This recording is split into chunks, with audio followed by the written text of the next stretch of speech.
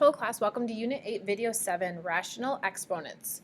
So remember, rational means fraction. Okay, you're putting something as a ratio, so it's a fraction. So we're looking at fraction exponents today. You're going to learn to write expressions in radical form and vice versa. So you're going to be able to go from a fraction to a radical. So you might have x to the 1/2, which is really the square root of x. That's what we're talking about. And also you can simplify expressions or radical form. So how can we simplify this? There's two ways you can think about this. You can remember that if you have a power to a power, you multiply. So you could think about it as b to the 1/2 times 2. 1/2 times 2 is b to the first, which gives me just b. Okay. Another thing is if I have something squared, I can really write it out twice. It's really b to the 1/2 times b to the 1/2.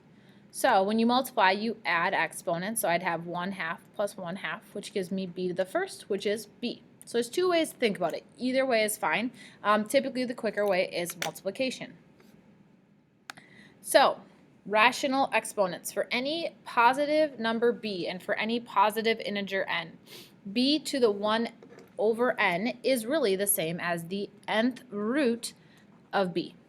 Okay, so we want to evaluate 8 to the 1/3. Well, really, it's the cubed root of 8, which, what number 3 times multiplies to 8?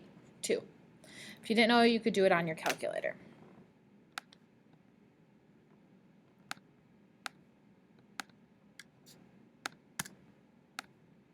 So some things that we need to talk about are, what does all this mean? So t is the base. So in this case, 8 is our base. This is our base. And 3 is our index. It's what the root is. So this is our index. Okay, so some terminology, some things that we need to talk about. Okay, so example 1, it says write in radical form. A to the 1/4.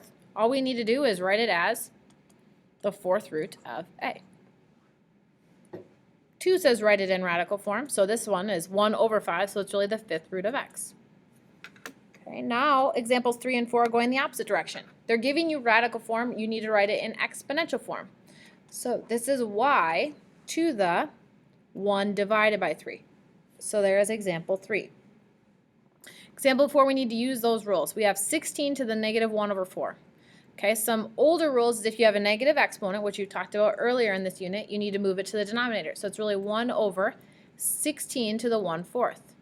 Which I can rewrite as 1 over the 4th root of 16. Some of you might already know, but if you don't know what the 4th root of 16 is, you could do it on your calculator. 4th, math, go to 5 of 16, which is 2.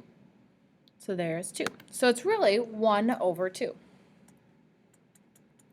So we took something that looks really complicated and made it 1/2. So just making sure that you know how to progress from something like this to a final simplified answer.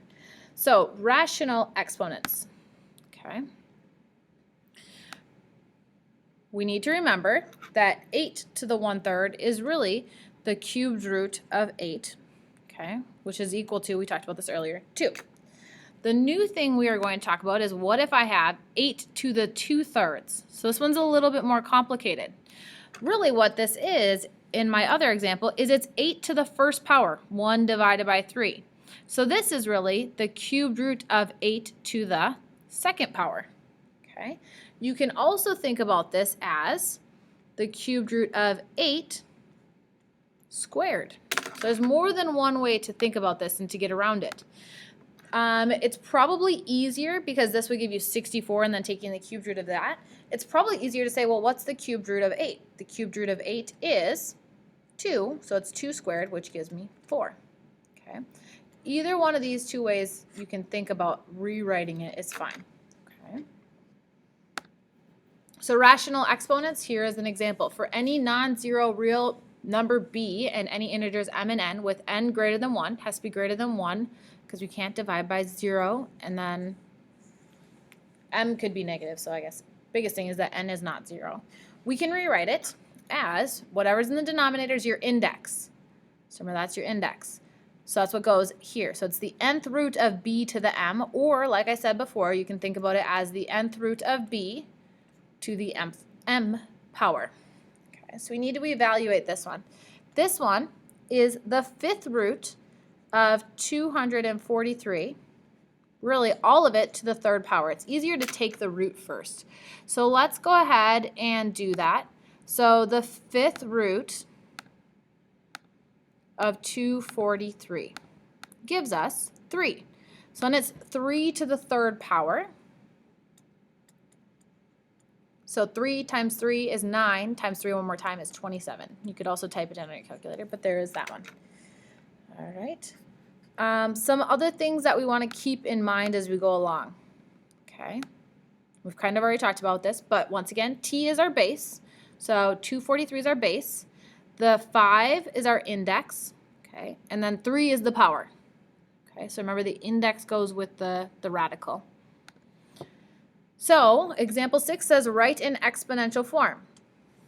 It's really y to the fourth, and it's really 4 divided by 6. So it's 4 over 6, and you should always reduce. 4 over 6 reduces to 2 over 3. Okay, so there's number 6. Now number 7. It says the radius of a sphere with the given volume v is given by r equals 3v divided by 4 pi, all to the 1/3 power. Find the radius of the ball whose volume is 77. So v equals 77. So I'm plugging in 77 for v. So r is equal to 3 times 77 over 4 pi to the 1/3. So rules of exponents tell me, order of operations tells me to do what's on the inside first. So I would say, well, 3 times 77 is 231 divided by 4 pi, and then all of that to the 1/3 power. Okay? Taking something to the 1/3 power is really the same as the cubed root of 231 divided by 4 pi. So let's type that in our calculator and figure it out. So the first one I'm going to do is with the 1/3. So if you choose to use 1/3, you do parentheses. 231 divided by, you need to put 4 pi in parentheses because that's being multiplied in the denominator first. Okay, so these parentheses go together, so now I need to add one more to end it. To the, so caret, 1 divided by 3. If your calculator does not automatically put it in the exponent, you would have to do caret parentheses 1 divided by 3, end parentheses.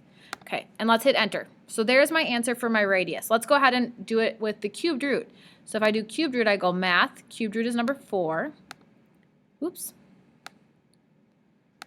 And then it's the same process. It's cubed root of 231 divided by 4 pi. So put 4 pi in parentheses. If you don't do that, it will calculate it wrong. 4, hit the wrong button, pi. Okay, and hit enter. Okay, it's 2.63917. So that's what I got before. So that's correct. Either way you type it in is fine. Just knowing how to properly type it in your calculator is the hardest thing.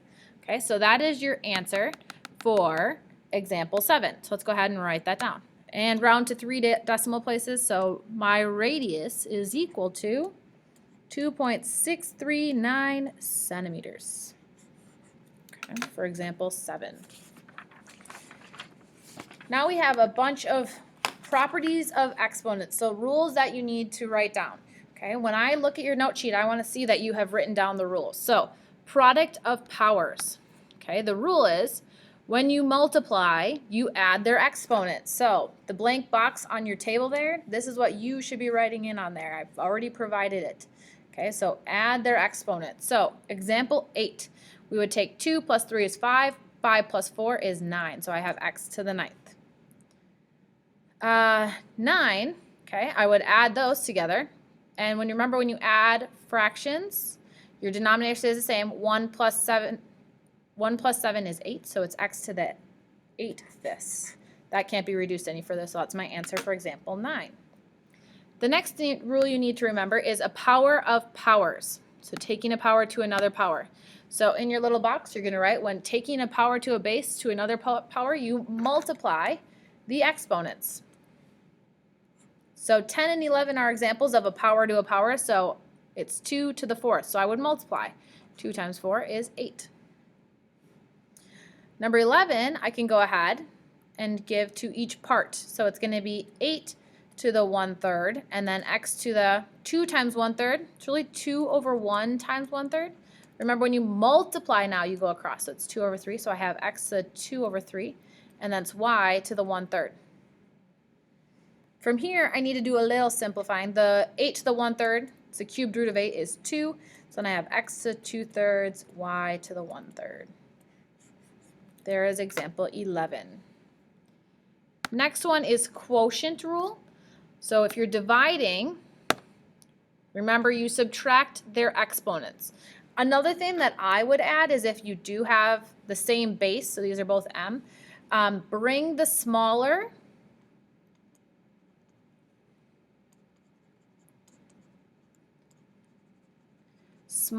exponent to the larger and subtract. Okay, so that means I would bring the 5 to the 11 and subtract. So that means I have 1 in the numerator, so I have m to the 11 minus 5 is 6. Okay, another way you could do it is if you brought the 11, you do 5 minus 11, you get m to the negative 6. Okay, you can't have a negative exponent, so we put it in the denominator, which gives me 1 over m to the 6, which is the same thing. All right, example 13. What we really have is 81 to the 1/8 power, and I have 3 to the 1/6 power. I would like to just go ahead and subtract the exponents. However, the bases are not the same. So I think to myself, could I find 3 to some power, which gives me 81? Well, 3 to the 3rd is 27, so let's just try 3 to the 4th. 3 to the 4th. That gives me 81, so that will actually work out. So I'm going to rewrite 81 as 3 to the 4th to the 1/8 power over 3 to the 1/6. So my power of powers, okay, I'm going to take 4 times 1/8, which actually gives me 4 over 8, which reduces to 1/2, over 3 to the 1/6. Now I can go ahead and subtract. Maybe what I would want to do is rewrite it so they have a common denominator. So I would multiply by 3 and 3. So I would have 3 to the 3 over 6 minus 1 over 6, which gives me 3 to the 2/6, which reduces to 3 to the 1/3 power. And there is my final answer for number 13. So biggest thing with 13 is if you want to subtract, the bases need to be exactly the same. 81 and 3 aren't, but I could rearrange that one, so I could do that. Okay, and the last thing in our little box is negative exponents. You cannot leave any negative exponents in a final answer. Okay, to get rid of a negative exponent, move it to the other side of the fraction and make the exponent positive. Okay, so 14. We have 3, which is really to a positive 1 power. So the 3 will stay in the numerator, but this is negative, so I need to take and move it to the bottom. So I have 3 over a to the 5th, and that is my answer for 14. 15, it's in the denominator. It is negative, so now I'm moving it up. So I have r to the 5 over 4. So there is example 15. Okay. We're going to do some simplifying. Biggest things to remember is you can never have a 0 or a radical nor a fractional exponent on the bottom of a fraction.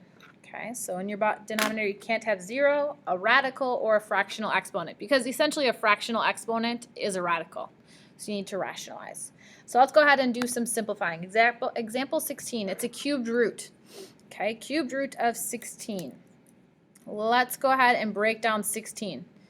We know it's 2 times 8, okay, which breaks down in 2 times 4, which is 2 times 2. So I'm going to rewrite this as 2 times 2 times 2 times 2. Sorry, it's the cubed root of 2 times 2 times 2 times 2. And then x to the 4th. We know 4 is not divisible by 3, so I'm going to rewrite it as x to the 3rd times x. Now when I simplify, it's a cubed root, so I need a triple of 3, okay? So I need to have 3. So if I have 3, I can write it out in front, so I would have 2. I can write this out. 3 divided by 3 is 1, so it's the cubed root of 2x. So this is one way to think about it. The other way is maybe you start doing your factor tree and you're like, oh, I know my perfect cube of 8 is 2. So I would write it as cubed root of 2 times 8 times x to the third times x. And then I would say, well, the cubed root of 8 is 2. This is x, and I would have the cubed root of 2x. Either way to get to your answer is fine. Okay. Example 17. I go ahead and look at this one. I'm going to rewrite it. It is 2 to the 1/3 over 2 to the 1/4. Okay. The reason I'm going to rewrite it is because the bases are exactly the same. So I have the same bases, so I can subtract them. What I'm going to do is get a common denominator, though. So I'm just going to write it out. I'd have 1/3 minus 1/4. Common denominator for that would be 12, so I'd have to multiply by 4 here and by 3 here. So I have 2 to the 4 over 12 minus 3 over 12. 4 minus 3 is 1, so I'd have 2 to the 1 over 12, which you can leave as that, or you could write it as the 12th root of 2. I will take either one. Okay, that is example 17. Example 18. Okay, I noticed they're all bases of x, so that's good. So let's just start simplifying. In my numerator, I'm going to add them, okay, because it's multiplying. So I would have x to the denominator is going to stay 3. 4 plus 2 is 6, all over x to the 1/3. Okay, you might want to say 6 divided by 3 is 2, but I notice I still need to subtract, okay, because it's in the denominator. So I really have x to the 6 over 3 minus 1 over 3. So I have, denominator stays the same, 6 minus 1 is 5.